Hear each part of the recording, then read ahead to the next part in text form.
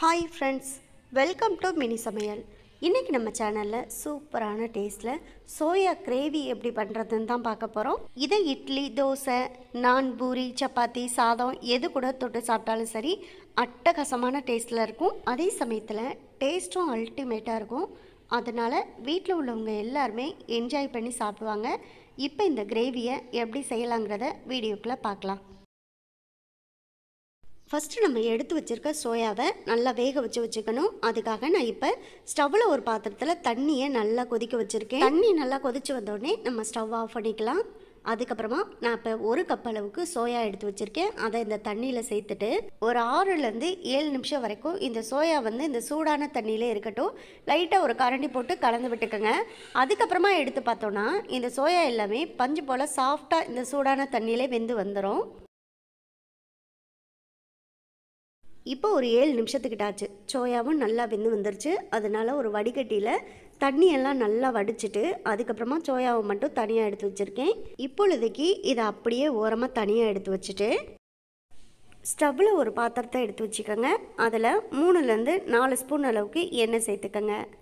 எண்ணெய் சூடானதுமே 1/2 ஸ்பூன் அளவுக்கு சோம்பு சேர்த்து நல்லா பொரிய விட்டுட்டு 3 சின்ன துண்டு பட்டை, 1 நட்சத்திரப்பூ, 2 ஏலக்காய், 2 கிராம்பு இதெல்லாம் சேர்த்து நல்லா பொரிய விட்டுக்கோங்க. இப்போ இதெல்லாம் நல்லா பொரிஞ்சு வந்தோடனே 2 பெரிய சைஸ் பெரிய வெங்காயத்தை பொடி பொடியாக கட் பண்ணிவிட்டு சேர்த்து நல்லா வதக்கி விட்டுக்கோங்க. பாருங்கள், வெங்காயம் இந்த அளவுக்கு நல்லா ஒரு கண்ணாடி பதத்துக்கு வதங்கி வந்த உடனே 2 பச்சை மிளகாயை கட் பண்ணிவிட்டு சேர்த்துக்கோங்க.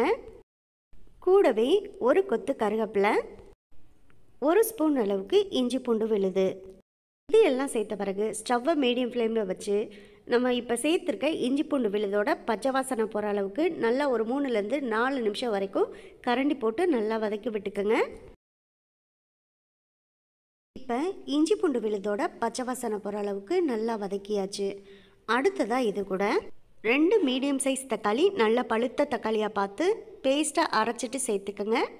தக்காளியை கட் பண்ணிவிட்டு சேர்க்குறத விட இந்த மாதிரி பேஸ்ட்டாக அரைச்சிட்டு சேர்க்கும்போது கிரேவியும் நல்லா கெட்டியாக திக்காக இருக்கும். அதே சமயத்தில் டேஸ்ட்டும் ரொம்பவே நல்லாயிருக்கும். இப்போ தக்காளியை நம்ம பச்சையாக அரைச்சிட்டு சேர்த்துருக்கோம். அதனால் அதோட பச்சை வாசனை போகிற அளவுக்கு நல்லா ஒரு முறை வதக்க விட்டுக்கணும்.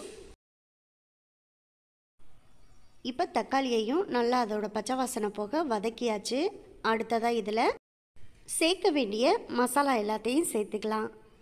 1 ஸ்பூன் அளவுக்கு தனி மிளகாய்த்தூள், 1 ஸ்பூன் அளவுக்கு மல்லித்தூள், 1/2 ஸ்பூன் அளவு கரம் மசாலா, தேவையான அளவு கொஞ்சமாக மஞ்சத்தூள் சேர்த்துக்கோங்க, 1/2 ஸ்பூன் அளவுக்கு சீரகத்தூள், அப்புறமா கொஞ்சமாக தேவையான அளவு கல் உப்பு சேர்த்துக்கோங்க.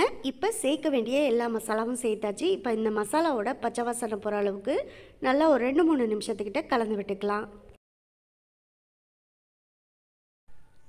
பாருங்கள், இப்போ மசாலாலாம் வதங்கி நல்லா மேலே எண்ணெயெல்லாம் பிரிஞ்சு வர ஆரம்பிச்சிருச்சு. இப்போ இதில் கிரேவிக்கு தேவையான அளவு தண்ணி சேர்த்துக்கலாம். அதாவது ஒரு 1/2 டம்ளர்லேருந்து 3/4 டம்ளர் அளவுக்கு தண்ணி சேர்த்துட்டா போதும். நான் இன்றைக்கி தக்காளியை அரைச்சா அந்த மிக்சி ஜாரில் ஒரு 1/2 டம்ளர் அளவுக்கு தண்ணி சேர்த்து அலம்பிட்டு அந்த தண்ணியை தான் சேர்த்துருக்கேன். இந்த அளவுக்கு தண்ணி சேர்த்துட்டாலே போதும். அப்போ தான் கிரேவி நல்லா கெட்டியாக டேஸ்ட்டாக இருக்கும். தண்ணி சேர்த்ததுக்கப்புறமா நல்லா ஒரு முறை கிரேவியை கலந்து விட்டுக்கோங்க.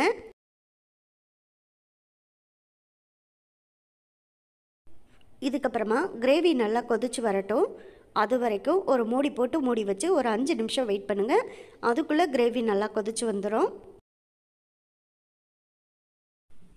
இப்போ ஒரு 5 நிமிஷத்துக்கிட்ட ஆச்சு.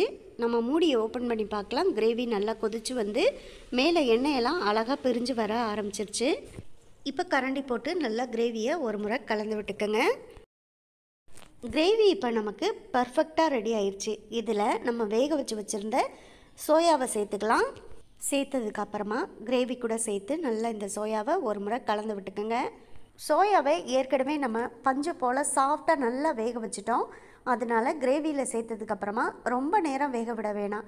ஒரு 2-3 நிமிஷத்துக்கு மட்டும் ஸ்டவ்வை மீடியம் ஃப்ளேமில் வச்சு வேக வச்சுட்டா போதும்.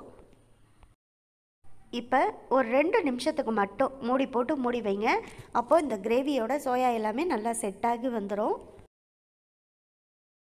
இப்போ ஒரு 2 நிமிஷத்துக்கிட்ட ஆச்சு. நம்ம மூடியை ஓப்பன் பண்ணி பார்க்கலாம். பாருங்கள் சோயா எல்லாமே கிரேவி கூட எந்த அளவுக்கு செட் ஆகி வந்திருக்குன்னு நம்ம கரண்டி போட்டு லைட்டாக கலந்து விட்டு பார்த்தாலே தெரியும்.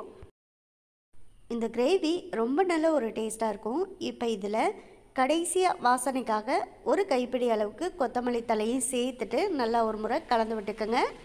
அவ்வளோதான், சூப்பரான டேஸ்ட்டில் இப்போ சோயா கிரேவி நம்ம ஈஸியாக செஞ்சு முடிச்சாச்சு. இதை நான், பூரி, சப்பாத்தி, இட்லி, தோசை, சாதம் எது கூட தொட்டு சாப்பிட்டாலும் சரி, அல்டிமேட்டாக இருக்கும். இதோட நம்ம ஸ்டவ் ஆஃப் பண்ணிக்கலாம். அவ்வளோதான். இதே போல் நீங்களும் ட்ரை பண்ணுங்கள். ட்ரை பண்ணி பார்த்துட்டு எப்படி வந்துச்சுங்கிறத கமெண்ட் பாக்ஸில் சொல்லுங்கள். இந்த வீடியோ உங்களுக்கு பிடிச்சிருந்தால் லைக் பண்ணி நம்ம சேனலை மறந்துடாமல் சப்ஸ்கிரைப் பண்ணிக்கோங்க. சப்ஸ்கிரைப் பண்ணும்போது பக்கத்தில் உள்ள பெல் ஐக்கானை கிளிக் பண்ணி வச்சுட்டிங்கன்னா நான் போடக்கூடிய குக்கிங் வீடியோ எல்லாமே உடனுக்குடனே உங்களுக்கு வந்து சேரும். உங்கள் ஃப்ரெண்ட்ஸ் அண்ட் ரிலேட்டிவ்ஸ் எல்லாருக்கும் ஷேர் பண்ணுங்கள். இதே போல் அடுத்தடுத்து நல்ல நல்ல வீடியோவில் சந்திப்போம். ஓகே, பாய்.